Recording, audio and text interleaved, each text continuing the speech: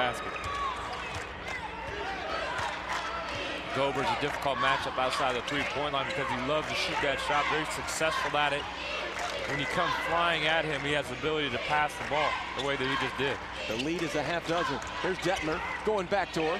They try to cross it out high, but the pass goes away and over to the Rams of Texas Wesleyan. Up off the bench and into the ball game, Sean Rockers, the 6'6", 215 freshman from New Baden, Illinois, and he'll replace Detmer.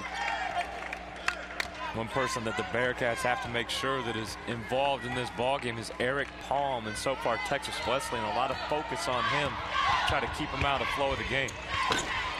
Henry on the pull-up. Rebound Hobby. Wolf in transition with the long bounce pass. Great pump fake and score by Rockers, who just entered the ball game. The co-freshman of the year in the AMC, the American Midwest Conference, is Sean Rockers.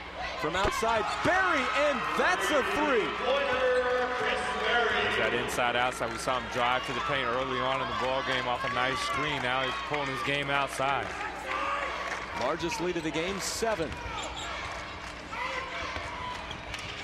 Here's Hobby. Off to Copeland, and they say he carried it. Just watching the matchup on the outside, Terrell Henry is guarding Eric Palm and will not leave him to help anybody. Terrell Henry had 30 or 23 last night, so you're putting a very good score on the best score of the opposition. Possibly taking him out to being a scoring threat on the other end of the floor. Here's Barry off to Barnes, and now Gober, and that's a three. Kenneth Gober. His first hoop tonight, 10-point lead. We have yet to play 5 minutes. The Rams really have all cylinders firing right now. Came out with a lot of energy.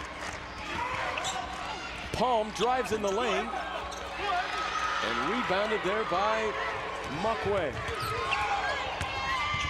Henry had it stripped off of his knee and out of bounds. Who got the hand in there? Was it Copeland? So fast, I'm not sure if I could tell. Good defensive play. Yeah. Copeland takes his seat. Here we go. We look again. Palm right there. Good yes, job. It was. Copeland.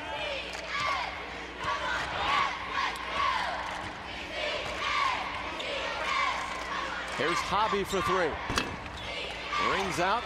Great work on the boards by McKendry. And once again, it's Sean Rockers, who has 4 points now, equaling his total from last night. Rockers and Hobby seem to be the same player, very athletic, about 6'6", 6'7", and relentless on the boards, good athletes. And Rockers knocks that one away.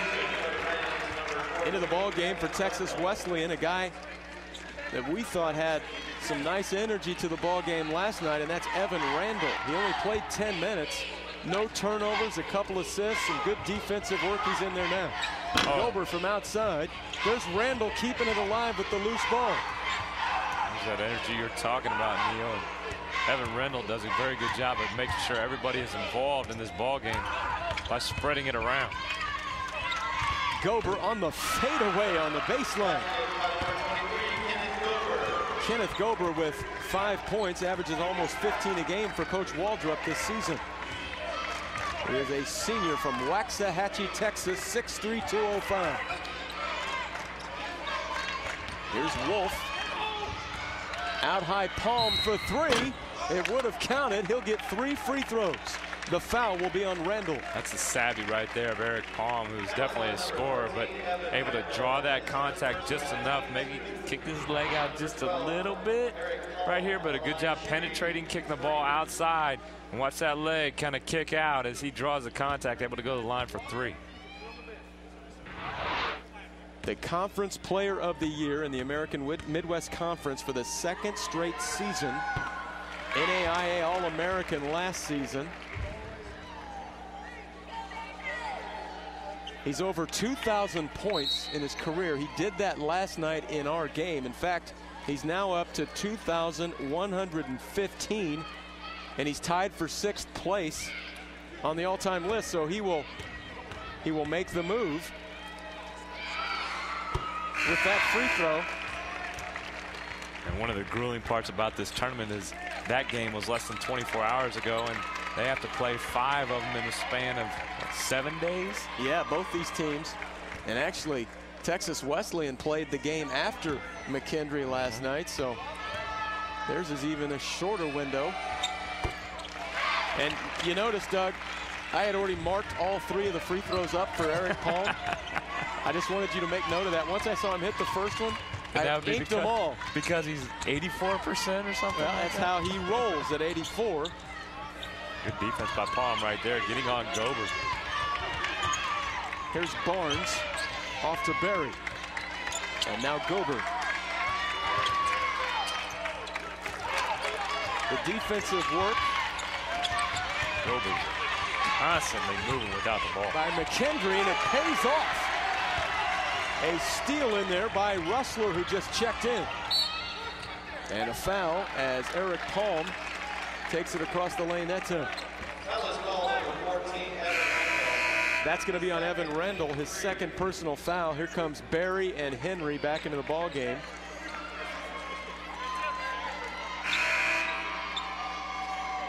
And also into the ball game comes Willie Sweat. No, that's not Willie. That's, yes, it is. Willie Sweat, we did not see him last night.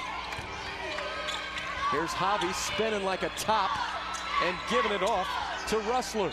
He just does not want to take that shot from 10 feet. Also in the ball game, Carrington Pettiford for McKendree, and that one's thrown away. Turnover on the Bearcats. Both these teams first place in their respective conferences. Berry is fouled. That foul will go on John Rustler, the senior, 6'5" from Bridgeton, Missouri.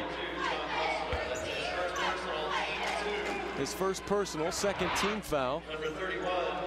Chris Berry is very aggressive in a variety of different ways. Good call that time by the official as Rustler coming down, but Berry an array of moves to get to the basket. At the same time, you have to guard him from the outside. We already saw him hit a 3-point shot as well. He scored 19 points last night. Struggled from the free throw line, though. He's a good free throw shooter at 75%, but he only hit 3 of 8 in the game last night, which actually finished this morning. See, I'm all messed up with my time, Doug, and I didn't fly anywhere. I stayed right here in this seat. And sometimes it seems like last night, tomorrow, whenever, this morning. And Copeland doesn't care about any of that. He's got his